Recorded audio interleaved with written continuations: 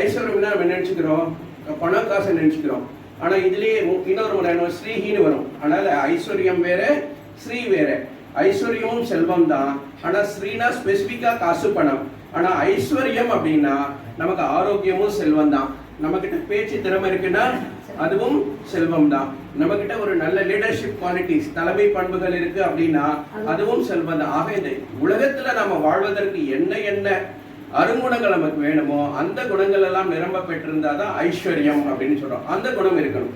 அடுத்தது என்ன சொல்ற, வீரியம். நம்ம கிட்ட என்ன இருக்கணும், வீரம் இருக்கணும், சக்தி இருக்கணும், பராக்கிரமம் இருக்கணும். மூணாவது பார்த்தோம்னா யசஸ், புகழ். எல்லோராலும் போற்றி துதிக்கக்கூடிய புகழுக்கு சொந்தக்காரனாக அவன் இருக்க வேண்டும். இப்பதான் என்ன சொல்ற, ஸ்ரீஹி.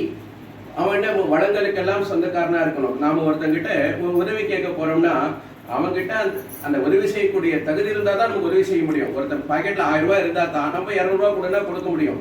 அவனே காலி பாக்கெட்டா இருக்கான்னு வச்சுக்கோங்க, அவன் நமக்கு ஒண்ணுமே உதவ முடியாது.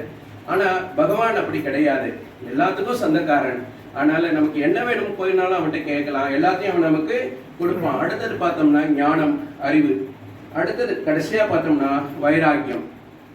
இப்போ எதை நான் ஒரு விஷயத்தை எடுத்துட்டேன்னா அதை அடையும் வரை நான் பின்வாங்க மாட்டேன் அப்படிங்கிறது. அதை குறைவற்ற ஞானம் அப்படின்னு நாம சொல்லலாம், குறைவற்ற தன்மை அப்படின்னு நாம எடுத்துக்கலாம்.